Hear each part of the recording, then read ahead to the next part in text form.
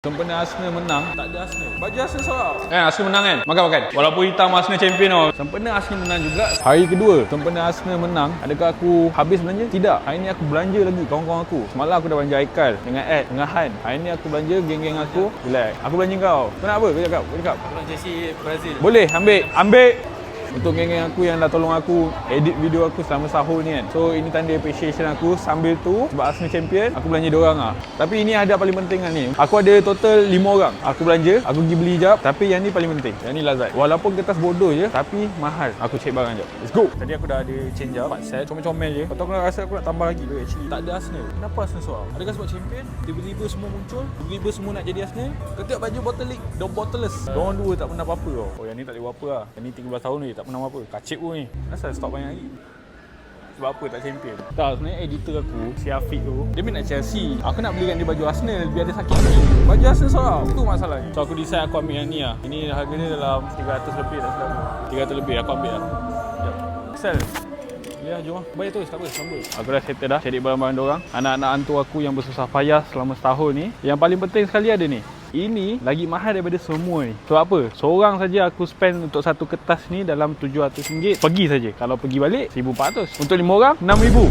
With this little bit appreciation for my boys and girls. Jom kita tengok reaction diorang apa pula. Kita beli barang. So kita makan jap. Belanja semua orang ni. Kawan-kawan. Arsenal menang kan? Arsenal menang kan? Makan. Ada semua bawa keluar. Ada. Kita belanja makan jap. Jom makan. Happy birthday to you. Happy birthday Zuhairi. Aku belanja, relax je. Okey Ayi, bogel. Tadi dah lepas makan, aku dah happy lah, tenang. Sesi bagi hadiah, appreciation. Aku spend 900 saja. Tapi bukan yang ni paling menilai sekali. Yang ni, ini paling menilai. Untuk 5 orang kawan-kawan aku tadi, korang akan dapat pergi. Nanti bagi dia. Standby. Cai, jom Cai. Kawan-kawan aku. Ini tak ngam, ini macam lebih mahal ni. Dari Jawa Tengah. Di tengah kan? Dari sekarang. Aku main comel je. Tapi sebenarnya comel-comel ni kan, dia mengingatkan aku kepada korang actually lah. Walaupun hitam Arsenal champion tau. Liverpool tak ada, MU tak ada tau.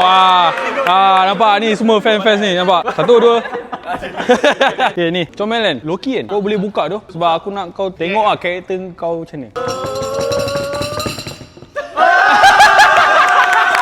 Sebab comel.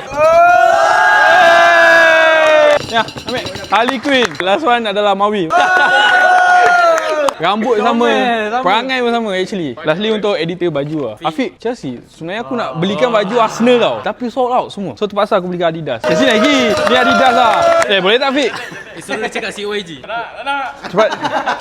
Bukan KTBA HFF tu kan. Dia